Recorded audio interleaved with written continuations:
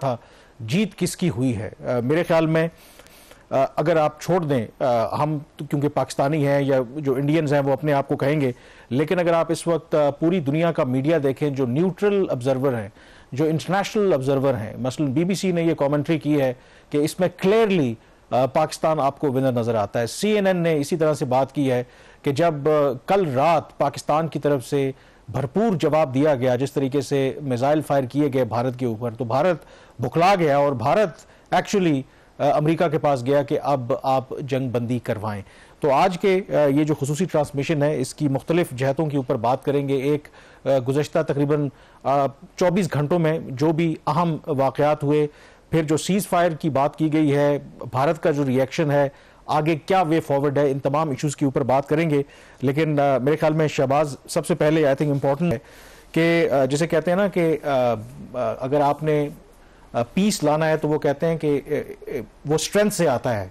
तो मुझे लगता है कि जिस तरीके का जो टेम्पलेट मौजूदा जो भारत की गवर्नमेंट है वो सेट करना चाहती थी, बुध के रोज़ जो उन्होंने पाकिस्तान के ऊपर सीरीज ऑफ जो अटैक्स किए थे मिसाइल, और कभी भी ऐसा नहीं हुआ सिंस 1971 कि जिस तरह से लाहौर, बहावलपुर, सियालकोट, शक्करगढ़, और वजह उन्होंने ये पेश की, बहाना ये बनाया कि हमने तो दहशतगर्दी के जो ठिकाने हैं उनको ख़त्म किया है। लेकिन सारी दुनिया देख सकती थी कि उसमें आम इनोसेंट लोग जो है वो शहीद हुए, और एक इवन 2 साल की बच्ची भी उसमें शामिल थी। फिर जो उसके बाद आई थिंक सबसे इंपॉर्टेंट सवाल था कि पाकिस्तान ने जवाब क्या देना है या नहीं देना। आपको पता है कि लोगों में बहुत ज़्यादा बेचैनी थी, 1 दिन, 2 दिन, 3 दिन, 4 दिन गुजर गए थे और लोग ये समझ रहे थे कि लगता है कि शायद हम जवाब नहीं देंगे। इंटरनेशनल डिप्लोमेटिक एफर्ट्स भी हो रही हैं। अगर यहीं पे ये राउंड ख़त्म हो गया फिर तो जो मोदी सरकार है उसका पलड़ा भारी हो जाएगा। लेकिन कल जो ड्रामेटिक टर्न अराउंड हुआ, नूर खान एयर बेस के ऊपर जो भारत ने मिसाइलों से हमला किया, मुरीद, इसी तरह से शोरकोट और बाकी जगहों की, वो मेरे फिर टिपिंग पॉइंट था। उसके फिर कुछ देर बाद ही जो पाकिस्तान ने जवाब दिया है, आई थिंक वो हिस्ट्री बुक में रखा जाएगा। जो DGISPR ने कहा था कि जब पाकिस्तान जवाब देगा तो दुनिया देखेगी और दुनिया बताएगी, वही हुआ Kamran. It is a complete victory for Pakistan with all humbleness. Diplomatic front के ऊपर इस दफ़ा दुनिया जो थी वो भारत के साथ नहीं थी, पाकिस्तान के साथ थी, क्योंकि भारत ज्यादती कर रहा था, वो इंटरनेशनल लॉज की, इंटरनेशनल नॉर्म्स की वायलेशन कर रहा था।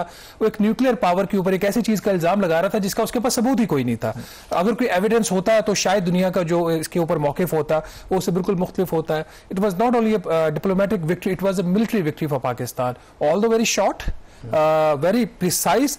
लेकिन जिस तरीके से इंडिया को जवाब दिया गया है, उसके बाद इंडिया 2019 से जो एक कोशिश करता है कि न्यू नॉर्म बनाने की, मेरा ख्याल उसके बाद प्राइम मिनिस्टर मोदी के पास वो चीज़ें, वो बात करने के लिए अब कुछ नहीं बचा जो उनका एक कभी मोटो रहा था, जिसकी बेस पे उन्होंने ऑल दिस दफा मेजॉरिटी तो नहीं जीत सके इलेक्शंस के अंदर, फिर भी थोड़ी बहुत उनको एक विक्ट्री मिली, उसकी बेस पे एक इत्तेहादी उन्होंने जमातों की हुकूमत बनाई। लेकिन अब बहुत कुछ पाकिस्तान में भी चेंज होगा और बहुत कुछ इंडिया में भी चेंज होगा। मेरे ख्याल में ये पाकिस्तान के लिए बिल्कुल आपने ठीक कहा कि हम्बल तो विक्ट्री में होना चाहिए। ये बहुत गैर मामूली मेरे ख्याल में कामयाबी है। अगर आप पाकिस्तान और भारत का साइज देखें, उनकी आबादी देखें, उनकी मईशत का साइज देखें, उनका डिफेंस बजट देखें, उनकी दुनिया में जो स्टैंडिंग है वो देखें, और दूसरी तरफ पाकिस्तान के जो भी हम हालात हैं, स्ट्रगल कर रहे हैं, और जिस तरीके से पाकिस्तान ने मेरे ख्याल में जवाब दिया, उसमें जो सबसे आई थिंक क्रिटिकल रोल था थ्रू आउट ये, जब से क्राइसिस शुरू हुआ तो मुख्तलिफ जो कैपिटल्स में, खास करके वाशिंगटन में मेरी भी लोगों से बात होती रही, तो उन्होंने यही कहा कि जो डिसाइसिव इस दफ़ा फैक्टर है, और जो अमरीकियों को भी ये खदशा था, वो भारत के साथ तो थे कि ठीक है चले आपको छोटी मोटी कार्रवाई कर लें, लेकिन वो भारत को समझा भी रहे थे कि इस दफ़ा जो आगे पाकिस्तान की लीडरशिप है वो बड़ी डिसाइसिव किस्म की है, तो ये ना हो कि आपको लेने के देने पड़ जाएं। और वो जो वाशिंगटन के अंदर बाज़गश्त हो रही थी कि जो मौजूदा पाकिस्तान की फौजी की आदत है, शायद उसमें इससे पहले जो भी लीडरशिप आई है इस तरह की क्लैरिटी नहीं रही, और वो जो और उस क्लैरिटी की वजह से, क्योंकि वो कहते हैं ना कि प्लेइंग फायर विद फायर, अगर यहाँ पर हम 2019 में भी कहा जाता है कि शायद उस तरीके से डील नहीं किया था जैसे करना चाहिए था, यहाँ पर हम जो है वो मेरे ख्याल में बिल्कुल पीछे हटे नहीं है। और जिस तरह कहते हैं ना कि ब्लिंक कौन करेगा पहले, और इस केस के अंदर जब पाकिस्तान ने जवाब दिया है, देखिए जब भारत ने पाकिस्तान के ऊपर हमले किए थे, मिसाइल मारे थे, पाकिस्तान ने तो उस वक्त नहीं कहा था कि हम सीज फायर करेंगे, पाकिस्तान ने नहीं कहा कि हम डीएस्केलेट करना चाहते हैं। जब पाकिस्तान ने कार्रवाई की तो सुबह ही, अगर आप देखें, उनकी मिनिस्ट्री ऑफ डिफेंस के जो ऑफिशियल्स थे उनके मुंह लटके हुए थे। उन्होंने खुद कहा कि जवाब उन्होंने ये पेश किया कि जी पाकिस्तान ने जितनी कार्रवाई की है हमने न्यूट्रलाइज कर लिया है, इंटरसेप्ट कर लिए हैं, लेकिन जो इंडियन आर्म फोर्सेज हैं वो एस्केलेशन नहीं चाहते। अगर पाकिस्तान रेसिप्रोकेट करता है तो उधर ही फौरन उनकी क्या कहते हैं कि जो वो झाग की तरह जो भी उनका पहले था ना कि जी पाकिस्तान का कीमा बना देंगे कि पाकिस्तान के ऊपर आप भारत हमारे ऊपर हमला करके देखे तो सही। तो उसमें आई थिंक की फैक्टर जो है वो आपकी डिसाइसिवनेस है कि इररिस्पेक्टिव ऑफ द कॉस्ट अगर आपकी टेरिटोरियल इंटेग्रिटी एंड सॉवरेंटी ऐसे वायलेट होती है तो उसको एक्सेप्ट नहीं किया जाएगा। कामरान, जो फर्क है वो बिल्कुल वाज़ेह था। 2019 का 2025 से कोई कंपैरिजन बनता ही नहीं था। उस वक्त की हमारी जो ओवरऑल लीडरशिप थी और आज की लीडरशिप उसमें बहुत फर्क है। ये जो किसी भी मुल्क का, किसी कौम का, किसी स्टेट का उसका जो पोस्चर होता है, उसकी जो बॉडी लैंग्वेज होती है, वो ये बता देती है कि किस हद तक किसी चीज़ के ऊपर स्टैंड ले सकता है। आज के जो वाकयात हुए हैं उस पर आने से पहले अगर आप 3 चीज़ों को देखें वन बाय वन, जो 6 और 7 मई की दरमियानी रात को जो भारत ने पाकिस्तान की टेरिटोरियल इंटेग्रिटी की जो खिलाफ वर्जी की, सॉवरेनिटी की को वायलेट किया, उस वक्त भी जो फतह थी वो पाकिस्तान की थी। लोगों में एक तरह की मायूसी तो इस बात की थी कि मेन लैंड पाकिस्तान के ऊपर किस तरह ये अटैक्स हो गए, किस तरह मासूम शहरियों को हलाक किया गया, वो शहीद हुए, हमारी मसाजिद के ऊपर उन्होंने मिसाइल मारे, लेकिन उसके बदले में उनके 5 जहाज गिरे। उनका जो गरूर था वो खाक में मिला। 3 राफाल, जिसमें एक का तो डिटेल सारी उस दिन जो एयरफोर्स की ब्रीफिंग थी कल, उसमें पूरी ब्रीफिंग उन्होंने डिटेल भी दी, बाकियों की भी डिटेल सामने आ रही है। पहले और टेलीग्राफ का जो आर्टिकल अगर दूसरा पॉइंट पे अगर आए, जो इन्होंने ड्रोन्स भेजे जिसमें इनकी कोशिश ये थी कि पाकिस्तान का जो एयर डिफेंस सिस्टम है उसको ये आइडेंटिफाई करके उसको तबाह कर सकें। उससे पहले जो उन्होंने कल रात जो उन्होंने अटैक किया था वो भी उनकी कोशिश नाकाम हुई। हमने बड़ा एक टैक्टफुली उस चीज को हैंडल किया। और फिर आज जो डिसाइसिव डे था, जिसके बाद वहां पे चेहरे भी लटके, अगर वो तस्वीर कभी हमारे पास है वो अगर हम दिखा सके ब्रेक के बाद भी, अगर हम निकाल के दिखाएंगे नाज़रीन को, जो प्राइम मिनिस्टर मोदी की मीटिंग थी जो उनके एयर चीफ्स के साथ, उनके जो बाकी जो आर्म फोर्सेस के जो सरबराह थे जिसमें नेशनल सिक्योरिटी एडवाइजर थे, वो उस तस्वीर को अगर देखें, वो जो मुंह लटके हुए थे, वो ये बता रहे थे कि जो 3 शहरों के ऊपर उन्होंने पाकिस्तान के हमले करने की गलती की थी उसका जो जवाब पाकिस्तान ने दिया। तो 1, 2, 3 ये 3 बड़े इवेंट्स थे, तीनों में पाकिस्तान क्लियरली वो और जो सबसे इंपॉर्टेंट बात है, देखें मैं जो कह रहा था कि जो इंटरनेशनल ऑब्जर्वर्स है ना, शायद उनकी बात में ज़्यादा वजन होता है, मे भी हम खुद इन्वॉल्व हो जाते हैं, पार्टी जज्बाती हैं। तो वो BBC के साउथ एशिया के जो रीजनल एडिटर हैं, तो उन्होंने जो कमेंट्री की है, उन्होंने कहा कि क्लियरली इसमें पाकिस्तान विनर है। और दूसरा उन्होंने ये कहा है कि भारत जिसने अरबों डॉलर खर्च किए अपने नए जो वेपन्स लाने में और सब कुछ करने में, और उन्होंने अंडर एस्टिमेट किया पाकिस्तान की जो एयर पावर है, कि उनको ये लगता था कि शायद पाकिस्तान की एयर पावर उनका मुकाबला नहीं कर सकती, लेकिन इतने अरबों डॉलर खर्च करने के बावजूद पाकिस्तान की जो एयर पावर थी वो फिर भी भारत से वो ज़्यादा थी। एंड मोर इम्पॉर्टेंटली उन्होंने कहा कि जो भारत की मौजूदा हुकूमत एक डिसाइसिव ब्लो पाकिस्तान, एक डिसाइसिव वार जो पाकिस्तान के ऊपर करना चाहती थी वो नहीं कर पाई। ये मैं नहीं कह रहा, ये BBC कह रहा है, क्योंकि BBC का कोई पाकिस्तान से कोई इतनी मोहब्बत नहीं है, जो लोग वो ऑब्जर्व कर रहे हैं। और उसमें I think heads of to तमाम जो हमारी आर्म फोर्सेज हैं, एंड स्पेशली मेरे ख्याल में पाकिस्तान एयर फोर्स के, जिन्होंने मेरे ख्याल में प्रोफेशनल तरीके से, क्योंकि 6 और 7 की दरमियानी शब आपको पता है कि एक तरफ तो जब भारत के तकरीबन कोई 70-72 जो फाइटर जेट्स थे वो एयरबोर्न थे, 14 राफाल थे। एक तो उस दिन पाकिस्तान ने 5 उनके तैयारे गिराए। फिर जब रात गए, हमने जब ऑपरेशन शुरू किया, एक तो उस दिन भी हमारे जो तमाम फ्लाइंग एसेट्स थे वो महफूज रहे। अब जो पाकिस्तान ने कार्रवाई की है उसमें भी पाकिस्तान के जितने जो फ्लाइंग एसेट्स हैं बिल्कुल आई थिंक ज़बरदस्त, बिल्कुल नीट एंड क्लीन रिकॉर्ड है। तो इससे बड़ी मेरे ख्याल में कामयाबी हो नहीं सकती। अब जो होता है ना कि मिलिट्री जो कामयाबी है आपकी, वो फिर डिप्लोमेटिक सक्सेस में भी कन्वर्ट होती है। अब जो मेरे लिए हैरान कुन बात है, देखें ये मामला शुरू हुआ था पहलगाम से, आज जब पूरी दुनिया भर से लोग मुबारकबादें दे रहे हैं, खास करके पाकिस्तान को भी, और कह रहे हैं बहुत अच्छा हुआ है। खुद ट्रंप ने जब ये ट्वीट किया और बताया कि जी सीज फायर हो गई है, उसमें कहीं पहलगाम का जिक्र नहीं है। उन्होंने कहा कि ये दोनों मुल्कों के दरमियान इन्होंने मीडिएट करवाई है और इमीडिएट सीज फायर हुई है। And congratulations to both countries on using common sense and great intelligence. Thank you for your attention to this matter. अब ये देखें कि भारत की जो पॉलिसी थी कि आप हमें पाकिस्तान के साथ नथी ना किया करें, यहाँ पर ट्रंप जो है वो ट्वीट कर रहे हैं, पाकिस्तान को भी वही इज्जत दे रहे हैं जो भारत को वो देते हैं।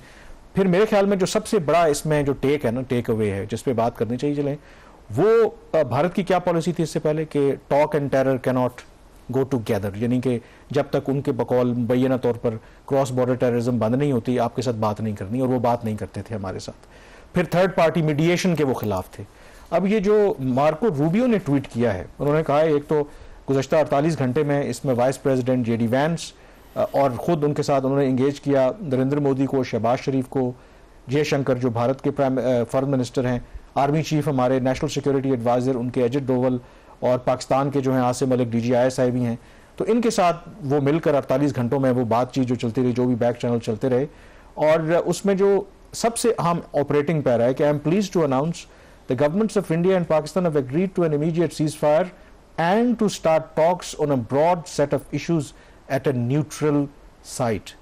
Which means ये बायलैटरल बात करता था भारत, वो खत्म। बायलैटरल बात के अलावा वो जो बात कर ही नहीं रहा था, तो अब बात करने के लिए वो तैयार भी हो गया। और ये जो टर्म यूज की है, a broad set of issues at neutral site, तो ब्रॉड सेट ऑफ इश्यूज का क्या मतलब है? कश्मीर पे भी बात होगी, पानी के इशू की भी बात होगी, और मेरे ख्याल में तो ये भारत के लिए मिलिटरीली भी एक डिजास्टर है और डिप्लोमेटिकली भी उनके लिए एक बहुत बड़ा डिजास्टर है। और यही वजह है कि वहां पर दे एंटिसिपेट डोमेस्टिक प्रेशर। तो जो उनके फॉरेन सेक्रेटरी हैं विक्रम मिस्री, उन्होंने थोड़ा ट्विस्ट देने की कोशिश की है। उन्होंने जब अनाउंस किया, उन्होंने कहा कि आज पाकिस्तान की DGMO ने कुछ 3:15 बजे भारत की DGMO को कॉल की, और उस कॉल में ये एग्रीमेंट हुआ कि भारतीय वक्त के मुताबिक 5 बजे से फौरी तौर पर सीज फायर पर अमल दरामद शुरू कर दिया जाएगा, और इनकी अगली जो टेलीफोन कॉल है वो मंडे को यानी कि 12 मई को होगी। तो उन्होंने अमेरिका का जिक्र नहीं किया, उन्होंने किसी और ताकत का जिक्र नहीं किया। ये तासुर देने की कोशिश की है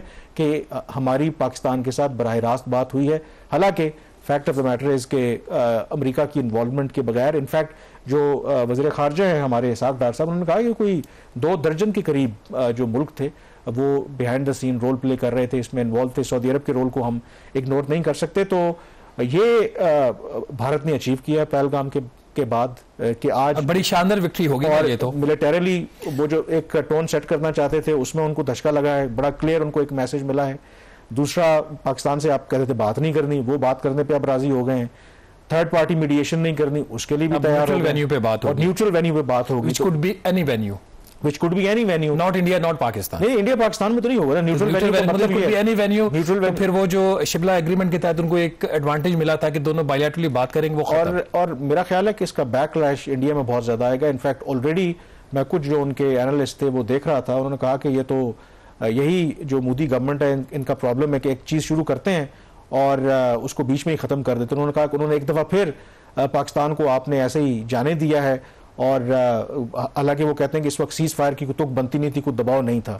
मेरे ख्याल में जो आउटसाइडर हैं उनको ये लगता है कि दबाव नहीं था, क्योंकि मोदी साहब सिस्टम में मौजूद हैं। जब उनकी आज सुबह अपने जो तीनों सर्विसेज चीफ्स हैं, उनके चीफ ऑफ डिफेंस हैं, उनसे मुलाकात हुई होगी, तो उन्होंने उनको नक्शा पेश किया होगा कि भाई अगर ये मामला आगे ज्यादा गया तो बेहतर है कि इससे पहले कि और ज्यादा एम्बैरेसमेंट हो तो इधर ही सुलह कर लो, इधर ही मामलात को। दो चीजें कामरान पाकिस्तान को अब आगे करनी चाहिए फोकस। एक तो इसमें यह चीज कि जब भी बात हो डिप्लोमेटिक किसी भी फ्रंट के ऊपर, तो पाकिस्तान को सबूत मांगना है पहलगाम अटैक का, जो पाकिस्तान के ऊपर इल्जाम लगाया जाता है, गलत इल्जाम लगाया जाता है, तो उसको सबूत देना है। दूसरा, भारत फॉरेन ऑफिस ने वैसे बहुत लंबी चौड़ी स्टेटमेंट जारी की, वो मैंने पढ़ी, वो स्टेटमेंट भी उसके ब्रेक के बाद उसका जिक्र। लेकिन एक और जो चीज इसके साथ पाकिस्तान को अब करने की लाजमी जरूरत है, भारत ने हमेशा पाकिस्तान के ऊपर दहशतगर्दी का इल्जाम लगाया है। अब भारत ने पाकिस्तान की मसाजिद के ऊपर अटैक किया है, मासूम शहरियों को शहीद किया है, तो दहशतगर्द का स्टेटस का जो लेबल है वो भारत के ऊपर जाता है, और ये पाकिस्तान को हर इंटरनेशनल फोरम के ऊपर इसको रेज करना है। और ब्रॉडर सेट ऑफ इश्यूज में जब बात आती है तो फिर पाकिस्तान का भी तो कंसर्न है ना,